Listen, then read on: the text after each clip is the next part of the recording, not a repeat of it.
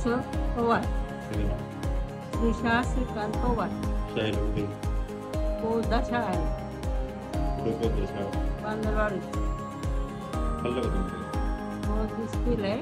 गोळ्या खाल्ल्या मला बरं वाटतं. थोडं सकाळी हालत होतं, मग अशी गोळ्या खाल्ल्या त्यामुळे जरा थोडं कंट्रोलवर आलं.